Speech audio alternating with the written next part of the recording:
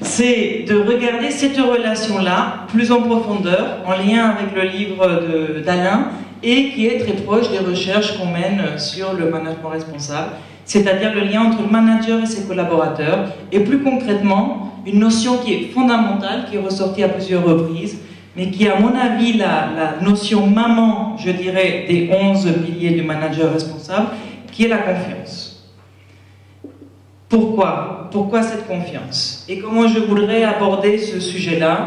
Je voudrais plutôt aborder la notion de manager irresponsable. Qu'est-ce qu'un manager irresponsable? Cela va nous permettre à mieux comprendre qu'est-ce que ça peut être également un manager responsable. Un manager irresponsable, c'est un manager qui ne sait pas maintenir ou développer la relation de confiance avec ses collaborateurs. On peut le définir aussi simplement que ça. Pourquoi cette importance de la confiance à l'heure actuelle? Parce qu'on demande de plus en plus aux collaborateurs de gérer des changements, d'être eux-mêmes à l'aise dans ces changements. Qui dit changement dit dans des situations ambiguës, qui ne sont pas toujours très confortables. Et à la fois, on leur demande également d'avoir des idées innovantes. Donc la notion d'innovation que tu as mis en avant, ça veut dire qu'il faut se sentir bien, qu'il faut se sentir à l'aise, et dans le changement, et dans l'innovation. Pour ça, il faut que les collaborateurs puissent avoir une confiance en eux-mêmes importante, et qu'ils puissent avoir une confiance entre eux importante. D'où l'importance qu'ils ressentent la confiance de la part du collaborateur, du manager. Donc ça, c'est un petit peu pour le contexte. Et alors, à partir de là, j'ai fait une mini-typologie des managers irresponsables.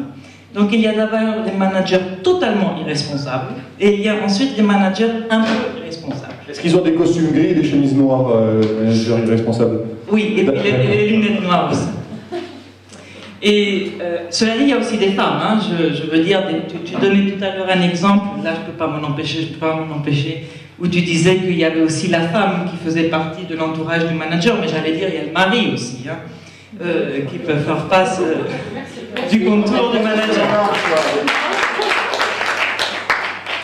Donc, qu'est-ce qu'un manager totalement irresponsable? D'accord? C'est celui qui, finalement, détruit complètement la relation de confiance qu'il a avec ses collaborateurs. Alors, ce type de manager totalement irresponsable peut faire preuve de deux choses majeures qui ressortent dans les recherches. Une, c'est faire preuve de cynisme, et l'autre, c'est faire preuve d'abus de pouvoir à l'égard de ses collaborateurs. Dans le cynisme, très rapidement, le cynisme se décrit par des comportements de duplicité, c'est-à-dire on raconte un peu n'importe quoi croyant que je vais le croire. On fait preuve également d'arrogance et d'absence totale d'écoute, d'un certain mépris pour ainsi dire, et on fait preuve également d'absence d'intégrité. D'accord? Donc quand le collaborateur perçoit ça, il se dit « moi je ne peux absolument pas faire confiance à mon manager ». La deuxième chose, c'est l'abus de pouvoir. L'abus de pouvoir qui se caractérise, lui, surtout par des promesses non tenues. Alors, parce que l'intensité, si vous voulez, de la situation fait que la relation de la confiance est complètement détruite dans les promesses non tenues. Mais il y a également des phénomènes de favoritisme, par exemple, voire de népotisme, qui sont considérés comme des abus de pouvoir. D'accord? Et puis il y a également donc, le dénigrement.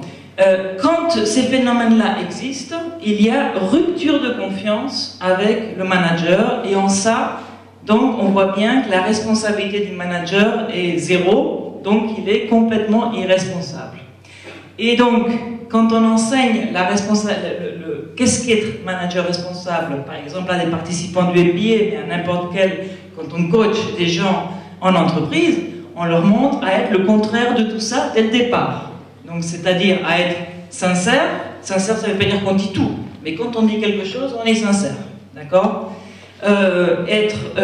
Avoir le sens de l'intérêt général et de ne pas avoir trop de jeux politiques qui soient uniquement vers le sens de l'intérêt personnel. Avoir une qualité d'écoute. Respecter les promesses. Si on ne peut pas les respecter, on ne les fait pas. D'accord? Ne pas dénigrer, bien au contraire, respecter l'intégrité des collaborateurs. Et surtout éviter le favoritisme et puis éviter totalement le népotisme. Donc ça, c'est des règles de base pour pouvoir assurer un management responsable. Mais ça, ce n'est qu'un début finalement. Parce qu'il y a ensuite, la deuxième typologie, c'est le deuxième type, c'est le manager un peu irresponsable. Et ça, j'ai envie de vous dire que 90% d'entre nous est né un petit peu là-dedans. Et ça répond à votre commentaire de tout à l'heure à Alain, je pense, qui était de dire, finalement, être un manager responsable, est-ce que ça veut dire d'être parfait? Et en fait, la réponse, c'est non, parce que de toute façon, c'est impossible. Et c'est ça qu'on va un petit peu explorer dans les 5 minutes qui me restent. Le manager un peu irresponsable est le manager qui, dans sa relation avec les collaborateurs, il diminue cette confiance. Il ne sait pas la maintenir correctement, mais il ne la casse pas. Hein, d'accord? Le management totalement irresponsable détruit la confiance.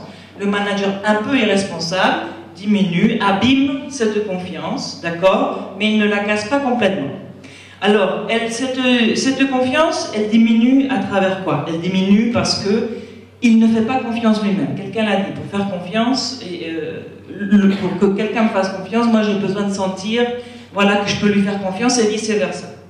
Donc quand mon manager ne me fait pas confiance, moi, quelque part, cette relation de confiance s'abîme. Quand il fait de la rétention d'informations à mon égard, cette confiance diminue également. Quand il a un comportement imprévisible, ça arrive souvent, ça dans les recherches, ça sort beaucoup, quand mon manager a un comportement imprévisible, ça diminue à ma confiance. Quand il est ambigu par rapport aux attentes qu'il a à mon égard sur le travail. Un jour c'est noir, un jour c'est blanc, et je ne sais jamais comment me positionner, ça diminue la confiance dans mon travail. Donc vous voyez que ce sont des choses auxquelles on est soumis nous-mêmes à tout moment, finalement, parce qu'on est imparfait. D'accord? Et donc là, qu'est-ce qu'on apprend finalement en coaching ou en enseignement au management? C'est précisément comment devenir conscient que ce comportement a un impact sur cette confiance, point 1. Et deuxièmement, comment restaurer cette confiance? Et c'est là que la notion de management responsable est, je pense, la plus importante, parce que arriver à, et je pense que c'est tout le sens que met Alain dans son livre, c'est d'arriver à identifier qu'on n'est pas parfait, et arriver à l'en parler et à métacommuniquer avec ses collaborateurs là-dessus. Et un processus est identifié là-dessus, c'est-à-dire qu'il y a 2 pas très concrets que le manager responsable est censé faire pour restaurer cette confiance. Le premier pas, c'est de réagir immédiatement quand le manager ressent que le collaborateur réduit sa confiance à son égard. Et il réagit immédiatement en faisant quoi? En demandant un feedback ascendant, c'est-à-dire en disant qu'est-ce qui se passe? Je m'aperçois qu'il y a quelque chose, peut-on en parler? C'est-à-dire quelque part également donnant le pouvoir à son collaborateur de s'exprimer, sachant que le collaborateur est quelque part responsable aussi de la situation, d'accord? Puisque c'est bien en interaction, c'est très systémique comme tu disais. D'une certaine façon, le collaborateur aurait l'obligation de faire ce feedback ascendant sans même qu'il soit demandé. Non, on a dit que des fois, 1, ça peut être risqué, et 2, plus que risqué pour moi, on est trop soumis, chacun d'entre nous, à des croyances très limitantes, du style, je peux en parler à la machine à café avec mes collègues, mais je ne le dis pas directement à mon chef.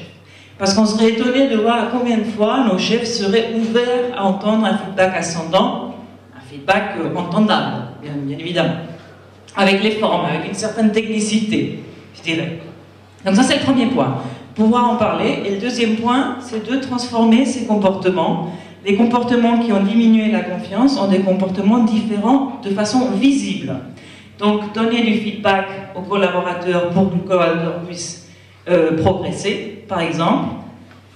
Donner plus d'informations aux collaborateurs, avoir un comportement compréhensible, décodable, en gros ce que vous entendez très régulièrement, dire ce que je fais et faire ce que je dis, mais vraiment l'appliquer à tout moment, et surtout avoir régulièrement des discussions avec les collaborateurs là-dessus, sur où on en est de l'état de la confiance dans notre relation, qu'est-ce qu'il faut encore, un peu comme pour la motivation.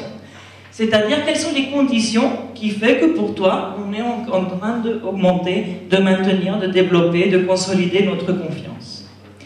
Et puis, c'est un petit peu ce que je voulais dire. Pour conclure, voilà. Hein, voilà. Pour respecter sa parole donnée, justement, et être en congruence parfaite en tant que manager.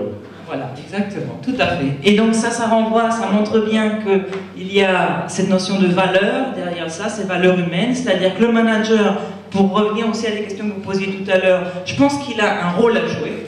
Donc ce n'est pas une personne à part entière qui vient dans l'entreprise, on joue un rôle, on a un costume de manager, mais à l'intérieur de ce costume, on doit avoir des valeurs qui nous connectent humainement à nos collaborateurs.